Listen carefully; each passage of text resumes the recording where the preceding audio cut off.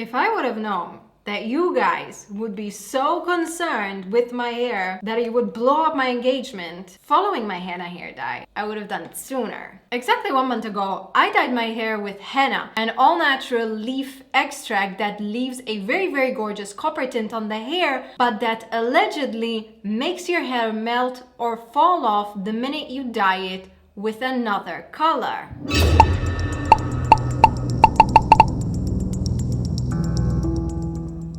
Let's find out if that's true. Don't wanna be a one-man woman. Last year I dyed my hair with henna, which is the very first time that I had ever done it on long hair, and I actually absolutely loved the effect of henna. It left the most beautiful, very warm, coppery color. I thought it was gorgeous, and it was the perfect way for me to end the year because I was like, I just want something calm, chill, and gentle. Many of you loved it. You loved that I went for a slightly more organic approach. It's like a very, very different product for someone that maybe doesn't want to use peroxides or ammonias, but also wants something stronger than a semi-permanent dye, because it is a permanent dye. Problem is, so many of you left me the comment, and even stylists told me that the minute you apply any other chemical product on a henna-based hair, the hair will immediately melt off. Now this is due to something called a metallic reaction. So what happens is that there becomes an exothermic reaction on the hair, it starts heating up, bubbles can start forming on the hair, and the hair can actually melt off. Now I have actually heard of this happening, which is why I actually went in with my henna dye with a tiny bit of caution until I did my research. This type of a reaction, called a metallic reaction, can only happen in henna products that contain metallic salts.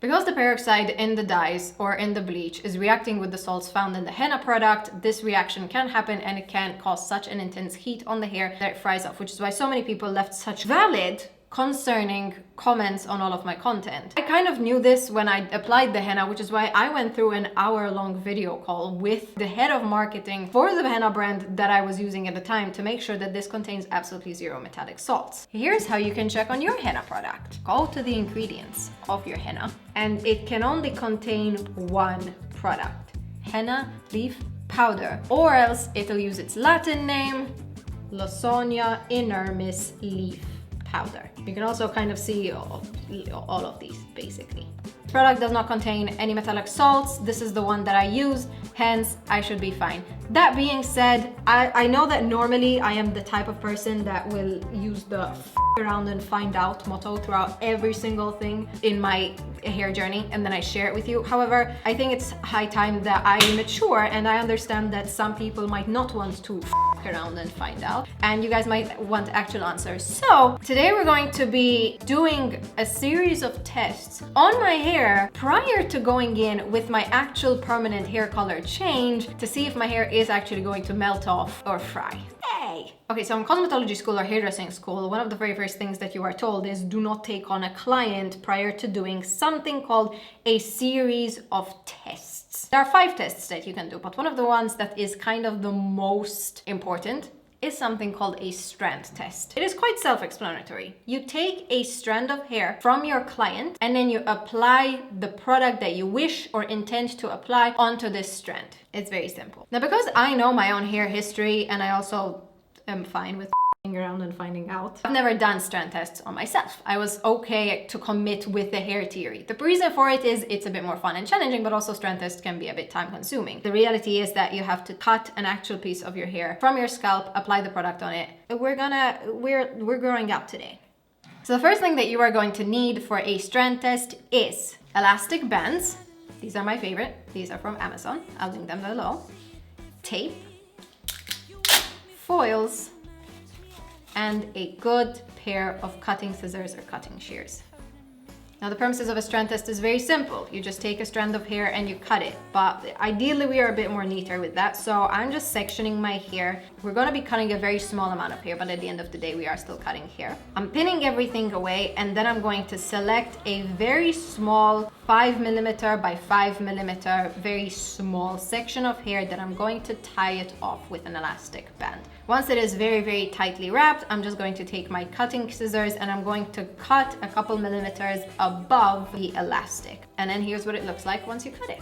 Because I want to do a series of tests on my hair today, I'm actually going to be cutting 3 separate strand tests. So I'm taking very obscure parts of my scalp and I'm going to be repeating this step kind of in areas that I don't think will be too visible, tying it off, cutting it, lowering the hair. Now, strand test is actually really, really amazing if you want a super, super in-depth look at what your actual hair color, hair texture, hair length can be. In this case, I can see that my hair is A, short, but B, it also has 2 different colors, which is very, very exciting to see. And I actually used my Schwarzkopf color chart to kind of get a better idea of exactly what my hair colors are. I can see that the top kind of root area of my hair, since dyeing it with henna, is kind of a level 6 chocolate brown, or basically a 657. And then my ends, which have been previously bleached so it lightened over time, is actually a level 8 golden blonde, or very similar to Schwarzkopf's 8167. This is going to be very, very effective for when I'm actually coloring my hair. Back to the strand test, I'm now going to be taking those previous foils that I mentioned and the tape, and I'm very just gently going to be taping the strand of hair to the foil. The foil is going to be acting as our backing layer so that we can apply the dye and then also see it process and wrap it up. Today I'm actually going to be doing 3 different chemical tests on my hair. The 3 different ones that you guys said is going to melt off my hair after dyeing with henna. The very first thing that I'm going to be applying is a bleach mixture. This is one that I love. This is by Schwarzkopf 9 Plus Blonde Me Bleach, and I've mixed it with 20 volume and I'm applying it on the hair. If there's any mixture that is going to cause a metallic reaction and cause my hair to fall off, I bet that it's going to be this one. However, I don't think that's going to happen. The second mixture is just a permanent dye mixture. I'd love to get more into permanent dyes this year, so I've mixed up a really, really quick kind of a magenta dye with 10 volume developer, and I've applied it all over my second hair strand. And then for the last one, which is the third thing that I'm going to be excited to try this year, is just a semi-permanent color. This is Turquoise by Xmondo, and I'm just applying it all over the dye. I doubt that this one's going to be doing anything just because this is a conditioner-based product. Once I've applied all of them, I'm going to cover them back with the foil, label them, and let them sit for the allocated amount of time. I'm actually excited to see how they're going to turn out. Oh my god.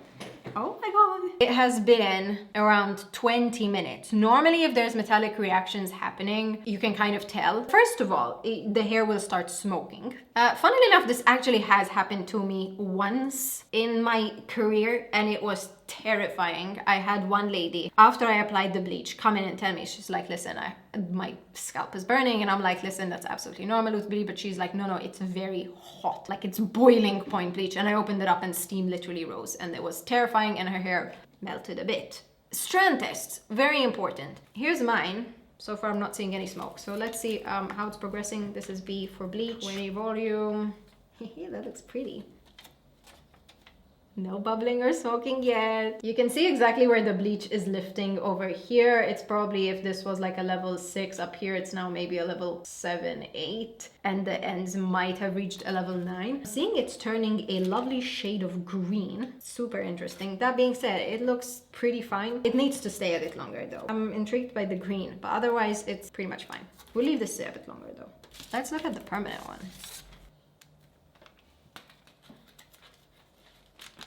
You guys know I love my pink. I love my pink. This is also not smoking. It's not melting. It's not doing anything. It has turned the prettiest shade of magenta or berry. I'm actually extremely excited for this one in particular. And then here is our strand test for the semi-permanent dye, which I don't think will have done anything, truth be told. I'm kidding. Look how pretty. Guys, I don't know if I spelled turquoise right. Or as the Americans say it, turquoise. How do you say it? In Malta we say turquoise. It looks beautiful. I'm gonna let this sit for another 10 minutes, wash it off, and then come back and show you if anything happened to the hair. While we wait, I actually want to show you something super exciting. Nothing to do with this video, but I thought, hey, maybe you're invested in the journey, because I sure as hell am. If you don't know, I'm releasing wigs this year. Something that I've been wanting to launch for years. because I feel like wigs have become such a beautiful part of my own career, and they're amazing. They get to allow you to do everything that you want to do to your hair. You don't want to bleach your hair, you don't want to dye it, you don't want to perm it, you don't want to dye it with henna. Get away, it's amazing. So I want to give you guys the best kind of wearing experience possible, especially if you've never owned a wig. Unboxing a wig is one of the most beautiful experiences ever. So one of the things that I wanted to include was a velvet pouch. When you take off a wig, sometimes you don't know where to store it, you don't want to put it back into its bulky box or whatever, so I was like, let me give you included a velvet pouch so that you can store your wig. Anyways, I reached out to a bunch of different suppliers, right? Since launching the brand, have learned so much about how different kind of businesses work, what it takes to create a product from scratch, and one of the first things you have to do is look out and research suppliers. But obviously sometimes you don't know how they're going to work with you, how professional they are, and then how their products stand up to the test of quality. So I send the exact same packaging document, product document with the exact specs, measurements, color details, and everything to 3 different suppliers. And when I tell you, holy shit, every single one of them varies completely. This was a rough design of the document, right? This is kind of a rough one. A more detailed one has been sent to the final supplier. But so the very first one interpreted like this. It is so cute. And then it's satin lined. This is so that the hair isn't in an abrasive pocket. And then there's my branding in the inside, gold buttons, and then you fold it, close it, store it. Basically stunning. And then this was kind of the color of the inside. The second one interpreted it like this. A much darker, completely different fabric on the outside, a completely different stitching pattern. To give you context, this was the first one stitching pattern, this one's the second. Inside is a completely different color, the branding is applied differently, the button is now rose gold, the imprint, the emblem here is now much smaller. And then a final supplier interpreted it like this, very similar to the first one, especially with the stitching, but then on the inside, this one's actually very pretty. Look at this, very, very, very pretty. But to give you some context, they're all different.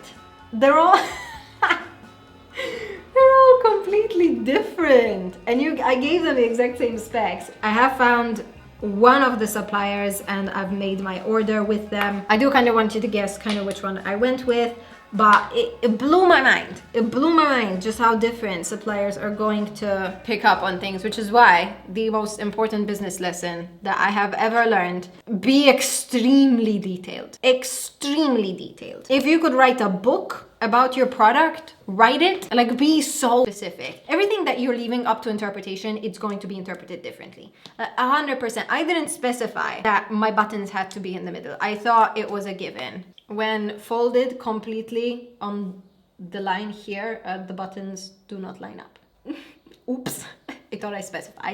I thought that was a given. Anyways, but I have found the supplier, I have placed my order. All your wigs, if you're going to order from me, are going to come in a velvet pouch like this with a satin inner lining like so that if you have nowhere to place your wig, you can store it in here and travel with it, and it's going to be safe and cushioned. So excited. I'm so excited. I'm so fucking excited.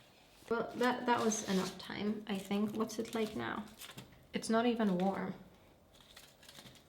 Guys, I think I'll be fine. It's not even warm. I tell you what, if I'm coming to the point of bleaching it, I should expect green, because that is straight up green. But it's otherwise fine. Thank you for coming to my pep talk, TED talk. All right, let's rinse them all off and see what we left with.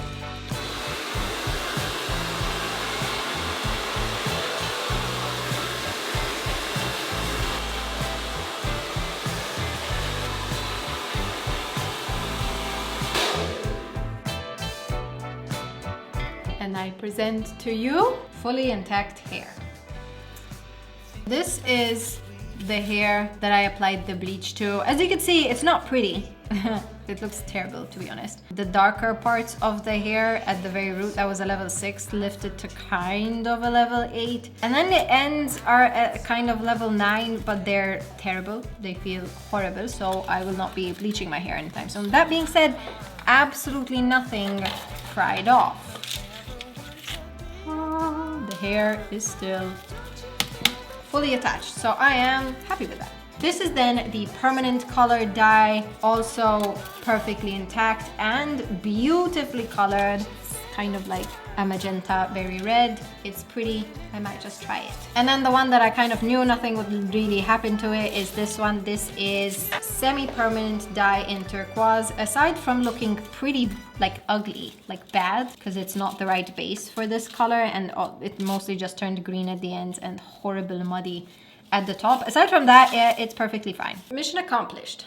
I'm very happy with these results. I kind of assumed it because I did my homework prior to dyeing my hair with henna that nothing would happen. All of them remained intact. The dye stayed on for the allocated amount of time. Aside from the bleached one feeling like, I will show it to you on a white backdrop. It's like pretty ugly. Aside from that, the hair's fine. So here's what you should take away from this. A, if you don't know what's on the hair, either yours or your client's, a strand test, always the best thing to do. B, it's best to do the strand test not on the day of the appointment or not on the day that you're about to dye your hair, just so that you have all your answers straight up. Like, I was half tempted to dye my hair turquoise. I now know it'll turn out bad. It's ugly, so ideally do it the day before. And C, that's a 3. Anyways, if you are thinking of dyeing your hair with henna, I recommend it. But do your bloody homework. Check what's in the ingredients list. If there's more than one ingredient that you're not sure what it is, like if it says sulfate, metallic salts, or anything that doesn't say henna or Lawsonia enormis, this is the one that I use. This is by Kadi. They're great at creating henna products. They do have other colors in their range that do contain other products, but take my word for it, it's a good fucking brand, especially if you're not willing to commit to henna full time. So if you want to do henna, see if it works for you. Don't like it, go to somewhere else. This one could be for you. Great. I am now going to take this information and figure out what the hell color to dye my hair to. I was half tempted to bleach it, but... And this turquoise color is giving shadedly ugly. It's not giving cute. Want to know what color I dyed my hair to? You're gonna be seeing that video very, very soon. Let's watch the bleached hair is looking like. This, to be fair, is very expected. You can see that the hair actually starts developing some texture. Little like waves forming. You can literally see that the bleach is causing the hair to kind of shrink, not enjoy itself. The hair is now super, super rough, and if I were to tug it too much, it'll snap. It's also green. I'm gonna link all of the products that I use down below, but realistically, they're things that you're going to be having. But yeah, I would highly recommend you attempt strand tests on your hair prior to doing anything if you don't know what you're dealing with underneath. It's always a good safe bet to do, and despite the fact that it will take an hour, hour and a half for you to kind of get the results that you want through the strand test, never recommended it before. I kind of recommend you do it now because we're growing up and we want to avoid failures. Okay, if you haven't already subscribed to this channel, join the Stellar fam. Let's learn a thing or two together. If you have something that you want to learn about in particular, drop it down in the comments. I'm always trying to read your comments a bit more because I love you and I want to grow up and I want to develop thicker skin, because last year you were honest with your comments. But if you want to learn something in particular, I will be reading them, so check them out. I hope you enjoyed this video. I hope you'll give it a go, and I will see you in my next video. Let's dye my hair. Comment below if you know what color I'm going to dye it based on this video. Go!